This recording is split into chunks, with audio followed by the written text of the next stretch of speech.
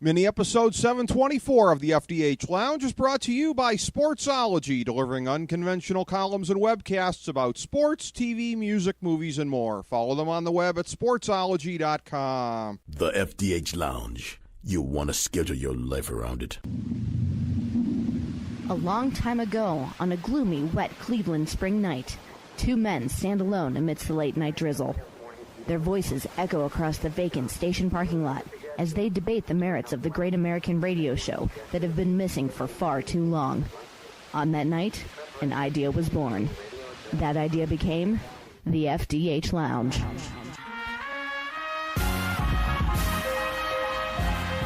Welcome to the FDH Lounge. Hello, everyone. Welcome to FDH Lounge mini episode number 724. This is FDH Managing Partner Rick Morris here with an annual Rite of Spring in the lounge. Every year we endeavor to put together a Triple Crown preview, most usually in the form of a modified fantasy draft for these purposes, and we're doing that again this year with some of the participants we've used in the past. We are very fortunate to have a couple of the finest railbirds in all the country here under our own banner. Nice to be able to do something like this in-house. We have augmented with other media in the past, but this year we're staying in-house for it. We've got on the phone lines first my good friend Steve Kallas, FDH Lounge Dignitary, a longtime one from New York. You can, of course, catch his show regularly on thestn.net. He also, of course, makes appearances on many New York media outlets regularly, WFAN, SNY, etc. A man who is at the intersection of sports, ethics, and the law, my good friend, Steve Kallas. Steve, welcome back to the program, my friend. Good to have you on today. Great to be with you, Rick. Happy to talk horse racing. Absolutely. It's always a lot of fun to get into this with you every year. And we have a very interesting lineup going into this year's Kentucky Derby. Maybe not the overwhelming favorite of last year with American Pharoah, who, again, was kind of the horse to beat from day one of the Triple Crown and proceeded to live all the way up to that first Triple Crown since 1978. But an intriguing field nonetheless with Nyquist seemingly at the head of it right now. Absolutely. As you probably know, I'm not going to certainly pick Nyquist to win, but I think he will be the favorite, and I think he might be even lower than 3-1. There's, obviously 20 horses in the race, and there's a lot of value throughout the field to me once you get past Nyquist, and I'll certainly get past Nyquist. Yeah, well, spoiler alert on that one, as it turns out. I did the draw for position just before we went on here. You're not going to get Nyquist anyways because I am in the number one position. You are number two. And good friend Bob Glassman, fellow FDH Lounge dignitary, is picking third. So neither one of you guys is going to get a shot at Nyquist. It certainly doesn't hurt matters, again, with his excellent pedigree and everything else like that. It's very, very unusual for something like this, Steve, where there's actually any kind of other sentimental attachment to a horse on top of that, such as the one that I have in this instance, given that Nyquist, again, for anybody out there wondering, thinking that it rings a bell, yes, the horse is named after Red Wing star Gustav Nyquist because, again, the owner is a big fan of the Red Wings. So I'm going to go first off the board here, take Nyquist with a hearty, let's go Red Wings.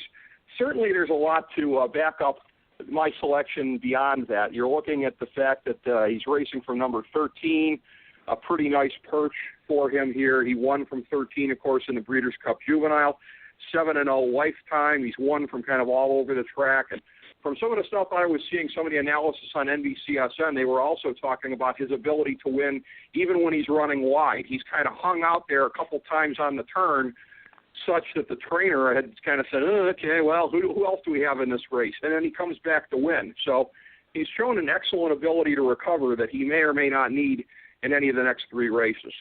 Can I give you my negatives on Nyquist, or do you want me to pick a horse to win the Derby? Well, I'm not trying to purely propagandize here, Steve, so go ahead. Give me the full, well-rounded picture. In the history of the Breeders' Cup Juvenile, which is now 30 years, only Street Sense has won both the Juvenile at 2 and the Kentucky Derby at 3. Of course, Nyquist did win the Breeders' Cup Juvenile, so frankly, to me, that's a problem. I'm kind of an old-timer when I look at this stuff. I certainly like to see the horses I like at least work out. If they haven't raced at Churchill Downs, I'd like to see them at least work out at Churchill Downs prior to the Derby.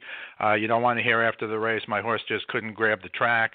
And usually if you have any shoeing issues, you want to go over the track before the Derby. And both horses that I like, that we'll get to in a minute, have worked out there. But, of course, Nyquist is over at Keeneland. I don't know if they want to keep him away from the crowds at the Derby, which are gigantic, or, the press is all generally at Churchill Downs as opposed to Keeneland. But he has not worked out at the Derby and will not. Maybe he'll go over the track, on Friday, but he has had his workouts over at Keeneland. To me, that's an issue. He's only had 2 starts this year. Now, the connections of Nyquist also had I'll Have Another, so they know the drill, and they've won the Derby. But generally speaking, it's rare for a horse to have only 2 starts in his 3-year-old year before the Derby, although, again, I'll Have Another did it just a few years ago. Finally, dosage index is kind of a lost art. I still give it a little credibility. 10, 15 years ago was everything. But the dosage index, which, of course, Rick, is a number based on your pedigree as to whether you can get the distance or not of 1.25 miles. And you don't know who can get the distance here because none of these horses have raced 1.25 miles. You can only go on pedigree and what they've done so far. Generally speaking, you need a number under 4.0 to get the distance, and Nyquist has a very high 7.0 dosage index. That's the second highest in the field of 20. So those are the best. I can go into a little. We don't know. This is Uncle Mo's first crop. Uncle Mo was a great racehorse, but never actually won at 1.25 miles. He got scratched before the Kentucky Derby. He did race once in the Breeders' Crown Classic at 1.25 miles. He finished 10th, but that would be unfair to Uncle Mo. He just wasn't 100%. So Uncle Mo has 3 in the race. This is his first crop to be 3-year-old, so we don't know if the Uncle Mo's can get the distance either. Those would be my reasons not to bet the favorite. Well, and those are all very valid reasons, I have to point out as well. Something that I'd like to get your sense on, additionally, from hearing some of the chatter from the Nyquist camp, is a little bit of concern in terms of the way that the draw went vis-a-vis the positioning and the fact that some of the speed in the race, especially the early speed, looks like it's going to be on the outside, and they're afraid of sort of getting drawn into something maybe prematurely. You may have an instance where the jockey may be having to choke the horse a little bit early on to kind of keep him back. How do you think that might play out? Well, yeah, that's absolutely a problem because normally you'd like to be the last one to the lead, but Dancing Candy, who is the major speed in the race, he drew the 20. He's got Mike Smith. They've already announced they're blasting out for the lead. Not that that's a newsflash or anything, but it can hurt a horse like Nyquist because, again, going 1.25 miles the first time, you don't want to use your speed too much early on. Now, Nyquist can also race right off the lead, and I assume that's going to be the plan. But if he has to blast out of there to get position, unlike, for example, a couple of other horses, one of whom I like, who is not going to be on or near the lead early, that's potentially, frankly, an issue because there is even other speed outside of Nyquist. But Dancing Candy is the main speed, and the reason I don't like him, frankly, is because he has the 20. He's not a handy horse like Nyquist, and he's going to have to, I think, blast to the lead. And by definition, to me, that means the first half is going to be very fast. Well, yeah, 20 is very, very tough to come out of and really make any kind of noise substantively here at the end. I have to say, additionally, though, that for as much chatter as there has been about the fact that nobody's ever won from 17, 20 is the one where, again, because to me, you can look at precedent, and some of the stuff you cited with precedent with Nyquist, I think much of what you cited was right on the money. But when you start getting into something like nobody's ever won from 17, that's just almost something that seems overdue to change, doesn't it? Well, it does, but you're talking, again, I don't know, in the old days, if you look at the real history of the Derby, I don't think they had 15 and 20 horses. I'm sure there were a lot of 17s. Good point.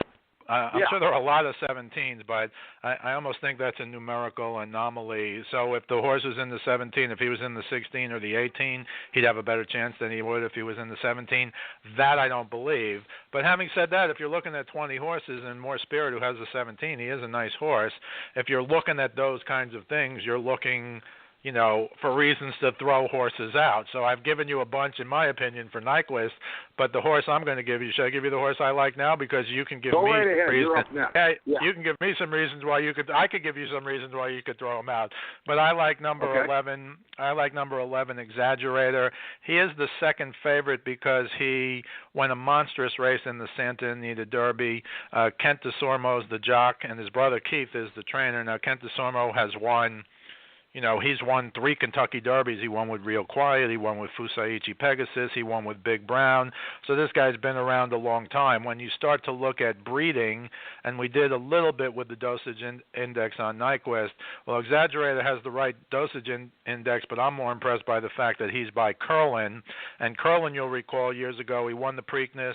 He won the Breeders' Cup Classic. He got beat ahead in the Belmont at 1.5 miles. He's also been a very good sire. His Palace Malice won the Belmont a couple of years ago, you might recall. So he's clearly a horse that looks like he can get the distance.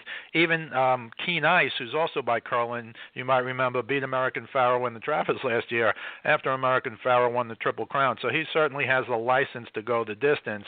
My concern is he won a monster race on a sloppy track, and some people view that to be a negative. But I have to say, I thought that was his coming-of-age race, and if you watch that race, and I encourage all the listeners, to watch the Santa Anita Derby, to watch Nyquist in the Florida Derby, to watch these races, the move that he made is a monstrous move. Some people say the time was slow. My answer to that is, A, it was on a sloppy track, and B, don't even watch him in the stretch when he draws off by 6. Watch the move he makes around the turn when he makes up like 8 or 9 lengths around the turn in 1/4 mile. So I don't know how fast he went that quarter because it wasn't the last quarter, but he went an absolute gorilla mile. The one other thing I'll give you on Exaggerator is that in the history of the Beyer speed figures, which I am a believer in, many people are, some aren't, but the Beyer speed figures have been out since 1991, and of the 25 derbies prior to this Saturday, 7 horses with the highest Beyer speed figure in the prior race won the Derby. Exaggerator has the highest speed figure, 103 in the slop, of any horse in this race, and even his races before that, some of which he won, some of which he lost, he had very high Beyer speed figures, so I'm a believer in that as well. That's all very interesting, and you raise a lot of very good points. I don't have a lot to say to the contrary on any of that. This is a horse that I've read that a lot of people think of as kind of a blue-collar lunch bucket kind of a horse as far as his approach to getting through here. Kent DeSormo, the jockey, has been quoted, I guess, this week as saying that, remember we were talking before about the early speed, that we're going to have him hang back. He's going to be so far back. So they're basically going to try, interestingly enough, in the home city, I believe, of Muhammad Ali, to try to replicate the rope-a-dope strategy here. Do you find that at all concerning? Yeah, how about that reference there? Yes, actually. How about that? No, that's a good knock on him. He clearly is not a horse that goes for the lead. In fact, he lags behind. Again, if you go watch his last race, he's lagging behind literally 12, 15 lengths, and it was a very fast pace. But what I'm hoping for is the 11 isn't too bad. He's got obviously 9 horses to his right, 10 to his left. I think he'll get down to the rail quickly and save. And then again, if you watch his races, you'll see he does kind of a Calvin Burrell up the rail. If Kent DeSormo can find that room up the rail, I think he's going to have the ability to pass a lot of horses inside, and then maybe hopefully not be 4 wide in the first turn and 4 wide in the last turn, but maybe able to come out and blast out around the last turn and really make one run. But yeah, and that is one of the big knocks on him. But frankly, Rick, people thought Exaggerator couldn't go around 2 turns, and given his first 8 starts where he did have 3 wins, they thought he just couldn't get the distance, and it wasn't a breeding thing, as we've talked about with Curlin. But clearly he proved in the Santa Anita Derby, again on a sloppy track, that he could do it. And if you watch the ground he makes up, again, people say, oh, that last quarter wasn't very fast, but if you watch the ground he makes up in the final turn, it'll be a stunning move to you, and it was in the slop. People will say, well, if it rains, I like him, and that's a good point. But now I think that race makes him come of age, and I think he's going to be fine on a fast track, where he's raced well in the past. But yeah, being way back in the Derby is not a plus. Yeah, and his performance in the Santa Anita Derby, of course, bringing back thoughts of that old Seinfeld reference. His mutter was a mutter because, yeah, this horse clearly is a mutter. It doesn't look like we're going to get mud right on Saturday in Louisville, but, you know, again, has the track record to show that he can be impressive, I think, on drier tracks as well. We come to Bob Glassman here, and I am going to be picking for him off of a list that he had sent in, pending his availability to join later in the show. We're going to be doing that. By the way, I'm a little bit remiss in mentioning this part of it here vis-a-vis the format of our little competition. We're going to go 4 rounds on this thing here. Per a suggestion from Bob, and I think you're going to like this one, Steve, we're going to weight the Derby a little bit more heavily this year because, again, for the Preakness and the Belmont, it's kind of a blank slate right now. We're going to get some other horses that jump in later on. We're going to get some that don't go all the way on this. Right. So per Bob's suggestion, we're going to go 20, 13, 7 on win place show in the Derby, 15, 10, 5 in both the Preakness and the Belmont. So that's to try and give a little bit more equity to the race where we kind of know what's going on. We see everything right in front of us. We have the field ready as we're going to be picking it. And the first of the 2 selections that Bob is going to go with is More Spirit. And this is a horse that, again, second place or better in his 7 starts. A very, very strong career thus far. Bob Baffert at the helm, going to have Greg Stevens in there. So it's a horse that, again, pedigree-wise, in terms of what he's got behind him organizationally, if you want to use that term, is very strong. So I kind of see where Bob's coming from with this one. Absolutely, and he'd be on my short list if we're going to talk about boxes or gambling at the end, whether you want to box triples or superfectas. Yeah. Certainly I'll have More Spirit in there for exactly the reasons that were just said. I mean, you know, Baffert with 5 derbies, Stevens with, I think, 3. And this horse, the reason I do like him, and he will be, and again, if you go watch the Santa Anita Derby, and after you've watched Exaggerator, watch More Spirit, because in the Santa Anita Derby, they went to the half in 45 in the piece. That's really, really fast and on a sloppy track, and they came home slower. But the reason I like More Spirit is because he kind of left out of there and was with the leaders early on. And as you know, if you're on the lead or close to the lead in a very fast half, usually at the end you're going the other way. In this race, he was the one horse who was close to the lead. And close to the lead, I mean 4 or 5 lengths off. He wasn't on the lead. But he was the only horse going forward at the end, and that's why he was able to close for second. Couldn't threaten Exaggerator, but again, a knock on Exaggerator, even though I picked him, is that these fractions set up for him perfectly, and frankly, that's what I'm hoping in the Derby. But if you watch More Spirit, you'll see that he left out of there, was within 4 or 5 lengths of the leader in a very fast half, and then when they turn for home, he's the one that gets out and finishes second, even though he got beat 6.5 lengths or whatever. And plus you have, you know, arguably such a top combination, Baffert and Stevens. So yeah, I like that pick. I probably would have got to him second or third if I had gotten the chance. Yeah, Bob's going to have a strong 2 here because going the way that we do this with a standard serpentine style in a draft, he is, of course, the first of us that gets to get his second selection, and he gets to go back-to-back here, end of the first round, start of the second round. His next pick is going to be a horse that I know he feels is a little bit undervalued as far as how people are viewing it right now, and that would be Mohaymen, which has had, again, an ugly race in, I believe it was the Florida Derby, but 5-0 before that, and lineage including Secretariat and Seattle Slew, both Triple Crown winners, which, of course, kind of puts me in mind of that kid that Steffi Graf and Andre Agassi had. So, you know, when you're talking about those kind of genes there, that is something special. So Mohaymen is definitely a horse that everybody needs to be looking for on Saturday.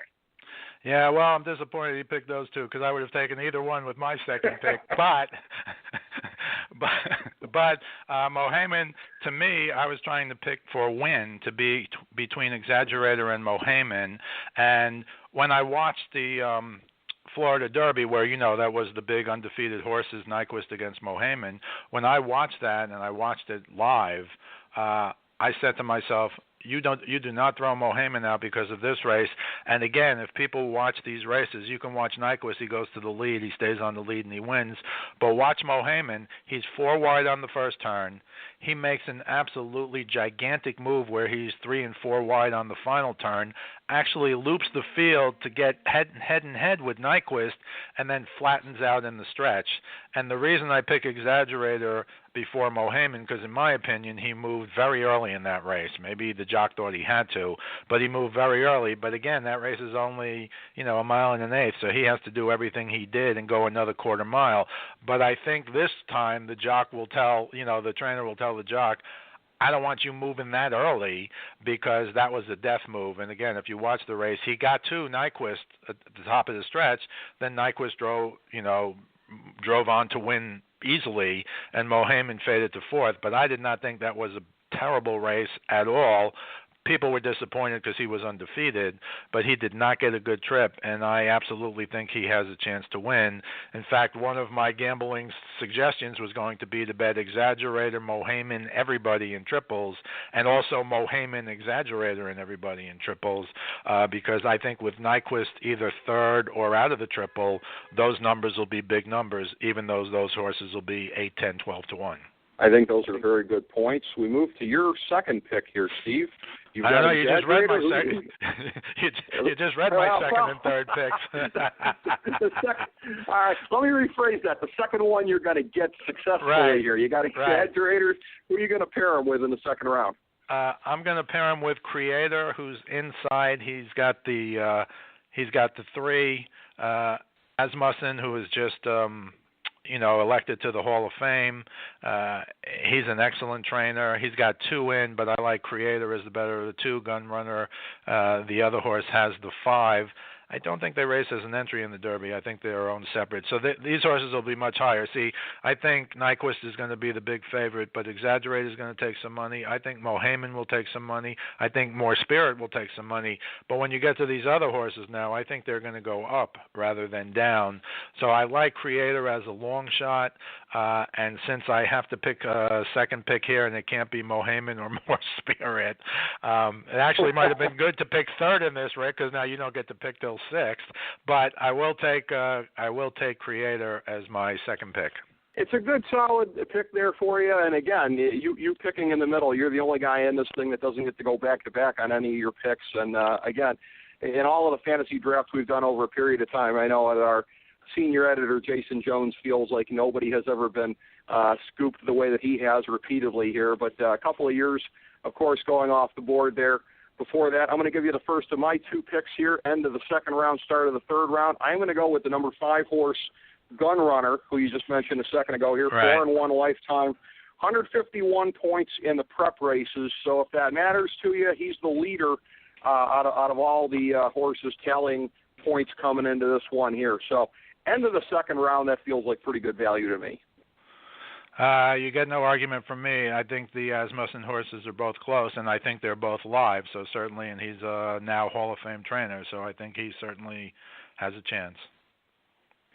Yeah, I would think so, and I'm going to go with one that's for my third pick that is a little far to the outside for my taste, but one that I think has at least a decent chance of finishing in the money here. And this is not, again, notwithstanding the fact that I know that Nyquist is named after Red Wing star Gustav Nyquist. I don't know for sure that Brody's cause is named after legendary 70s and 80s wrestler Bruiser Brody, which would only increase my esteem for him.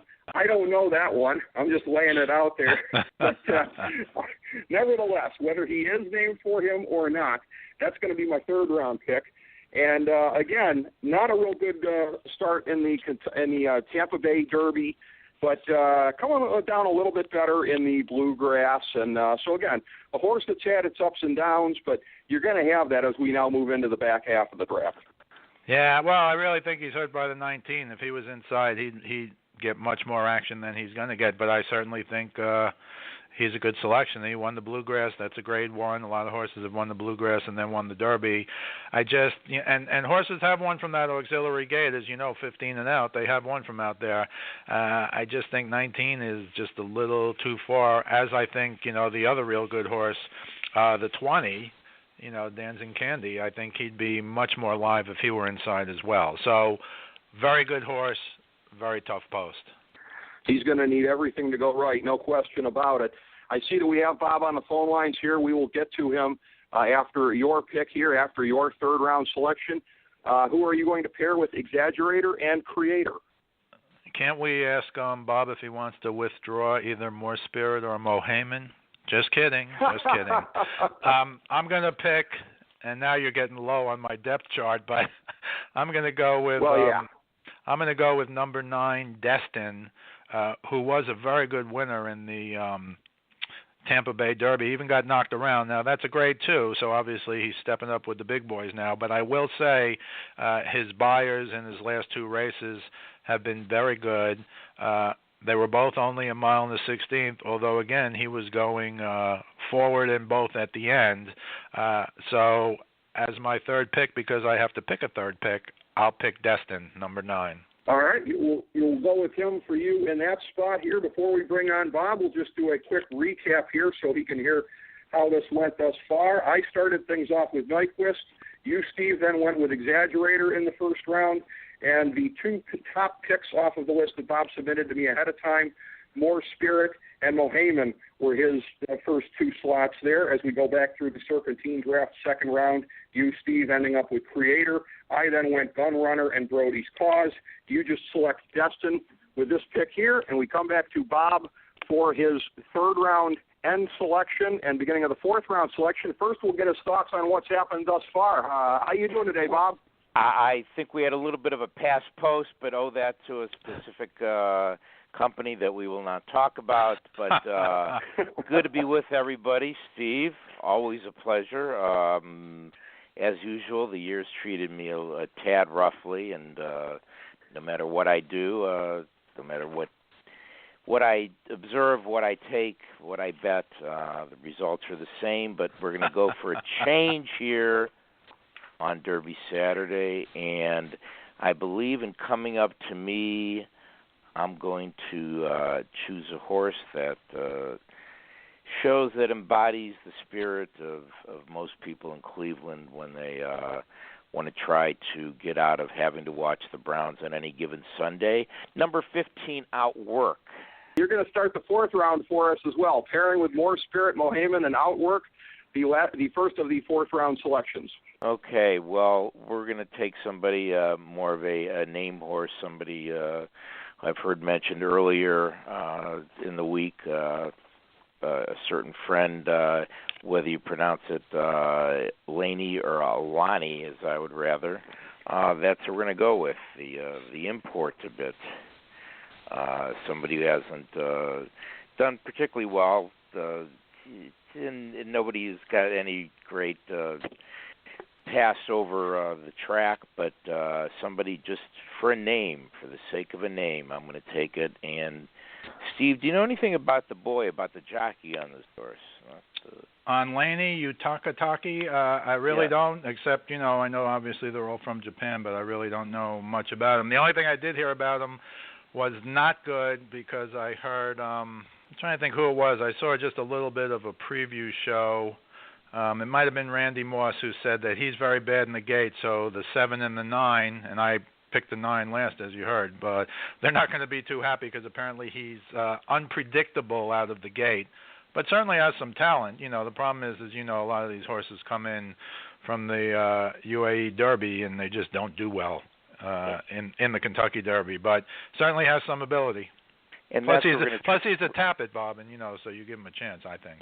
That's what we're going to try to do to buck trends. And the other thing is, from what I heard in Guantanamo, they would tell people there that Yukatataki. Okay, very bad. You missed me, didn't you? Yeah, the Code of Omerta doesn't apply, apparently. So, all right. Moving to the inside pick here in the final round. Steve, who are you going to pair with Exaggerator, Creator, and Destin? Yeah, I'm going to go with number 6, My Man Sam. Frankly, I'm kind of stretching here, but certainly he came from way back to be second in the Bluegrass, and he had a win and a good buyer number in the start before. So, if I have to pick one fourth, given that you guys have taken, in my view, all the good ones, I'll take number 6, My Man Sam. Okay. Comes to the end here, and again, we've been saying this, you're really, really starting to reach here at this point. I'm going to take the horse next to the rail here, the number 2 horse, Sudden Breaking News, a horse that at least seems to have decent pedigree for distance, and it has a chance based on his track record of being maybe somewhere around the money anyway. So I'll start with you on this one here, Steve. Thoughts on the Mr. Irrelevant of this draft? Sudden Breaking News? Yeah. I don't know. I mean, look, like a lot of these horses, including the one I really like, he's kind of a come from behinder. So can he, the old, and we're probably looking for, kind of picking up the pieces at the end of the race. So do I give him a chance from the back to get minor spoils? And by minor spoils, I mean like 4th in a super, maybe 3rd. Yeah, I guess I give him a chance, but, my view of this race is they're going to go a fast first half, and there's going to be 6 or 7 coming from the back. So that would be the best, frankly, that I could say. But he does have a nice late run, and I think in this race that could be helpful. Okay, those are some pretty decent thoughts. I'd say pretty close to my own. Bob, any thoughts on either My Man Sam or Sudden Breaking News, the 2 horses that went after you? Just a little bit of thought in general. I don't know if it was covered before, but the luck of, or not the luck, well, yes, the luck of Mr. Tom Benson, 30,000, approximately 30,000 horses foaled each year, and he has, in his first year, he has 2 of the 20 Derby horses, which I think that's nothing short of amazing. Yeah, I agree. Yeah, it's tough to just jump right in, no matter how much money you have behind you, and accomplish something like that. So the teams that we have here, I drafted from the pole position, as it were, at least in the first round: Nyquist, Gunrunner, Brody's Cause, and Sudden Breaking News. Steve with Exaggerator, Creator, Destin, and My Man Sam. Bob with More Spirit, Mohaman, Outwork, and Lonnie. And in looking at this, Steve, we indicated that we were going to take some time here towards the end. I'm going to guess probably predominantly you and Bob as opposed to myself, because you guys are the real experts here. Some thoughts on betting strategies for the race, any kind of exotic wagering that you might like to do, et cetera. So we'll start with you, Steve. Take it away. Well, the betting strategy for me is it was hard for me to pick between Exaggerator and Mohaman. So although I like Exaggerator to win, I was thinking of betting Exaggerator, Mohaman, everybody in a triple, Mohaman, Exaggerator, everybody. And if that's too much, because you're talking about 18, for a $1 triple, you're talking $18 each way for that. But the other thing I would do if that's too much, I'm thinking of boxing and exactas, triples, and even superfectas. There are 4 horses I like, and unfortunately Bob took 2 of them: Exaggerator, Mohaman, More Spirit, and I would throw in Nyquist as the 4th, again, not because I think he's going to win, but certainly he might, if Danzig Candy can't get there, he might be on or near the lead, Nyquist, and have it not so hard. I think the race is going to be fast up front, so I think he might be able to be there and, hold on for 3rd or 4th, but I'll be surprised if he wins. Now, look, if you like the favorite, and again, the favorites have won the last couple of years, so if you like the favorites, obviously Nyquist is your bet. I would bet those 4 because I don't think they're going to come in with Nyquist first or second, and I think you'll get some real good numbers. And I think More Spirit is going to go way up. You talked about that nobody's ever won from the 17, Rick. But I think this horse has a chance to win. But again, I like him more for 3rd. I do like Exaggerator, Mohaman, Exaggerator. That would be how I would bet this Kentucky Derby. Interesting. Okay, Bob, I know you've got some exotic thoughts on this, as you have exotic thoughts on every subject, but horse racing in particular, much like some other ones on sports. So when you're looking at wagering strategies for Saturday, what pops into your mind? Rick, 2 things. One, I think I've said before, but given a 20-horse field, although, as Steve said, there's been a number of form horses of chalk or close to chalk the last few years, it's still difficult with that kind of field to say that you're going to unload on it.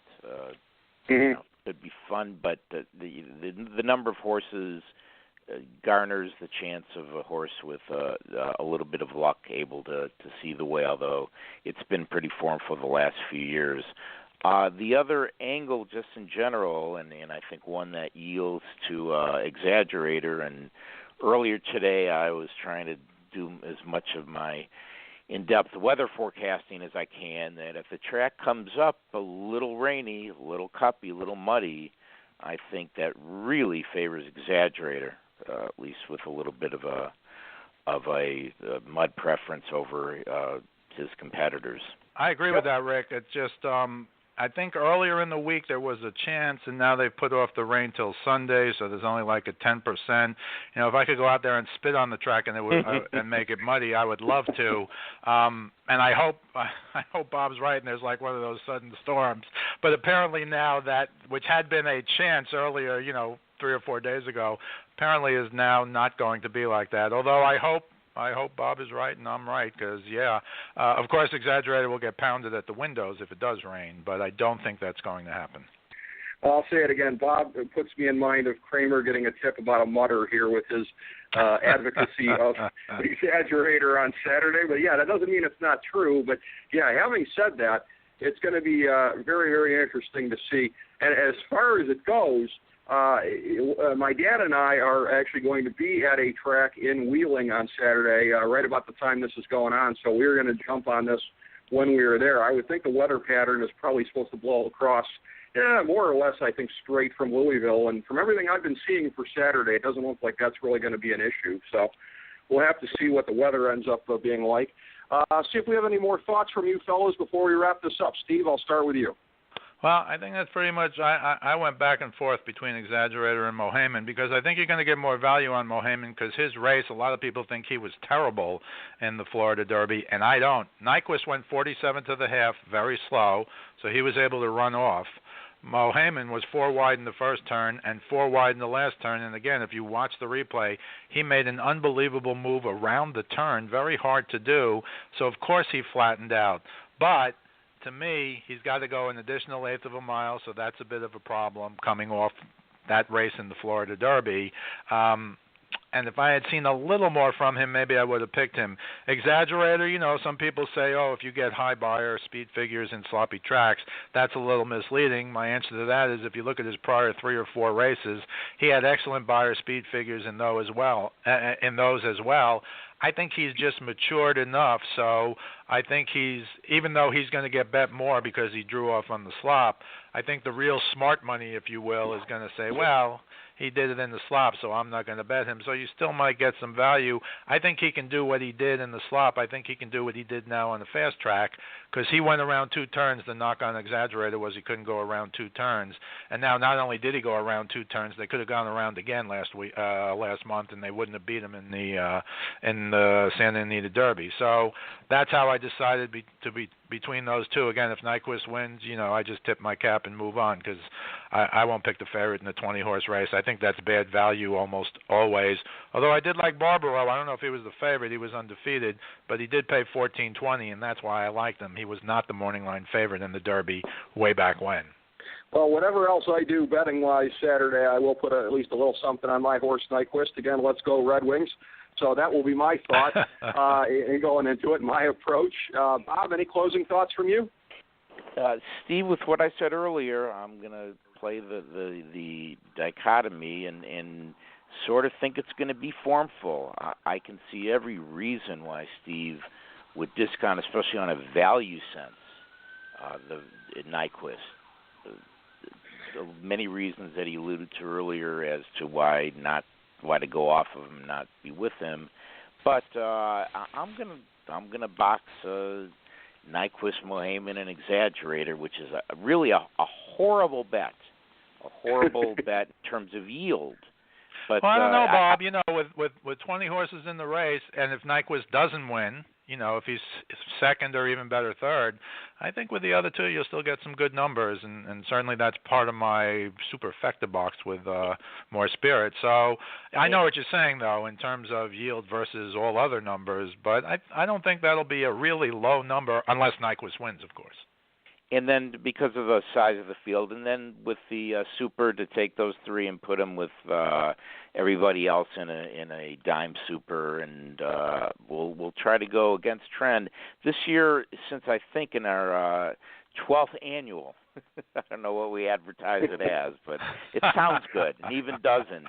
That I normally have just gone outside the box and try to be a little cute and do whatever I can do, but given my age and my lack of success, the word cute shouldn't enter into any of this, so I'm going to go as form might show it, from what we believe is going to be on the pari-mutuels come Saturday, and basically go with the form.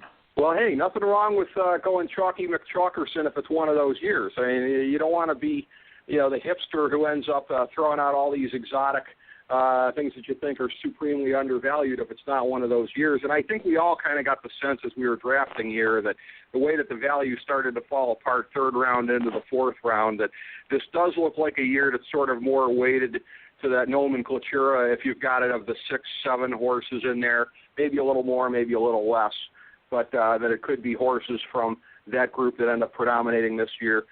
Again, always a pleasure to bring together what I would call our $1 million exacta combo of railbirds here in the FDH Lounge, Bob Glassman and Steve Kallas.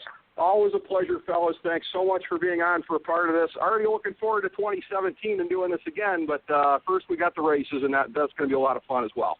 Great to be with both of you. Nice to be with you. Go Eli Apple. A little bit of a reach there, as I'm sure even Steve, would have to admit. No question about it, taking him at 10.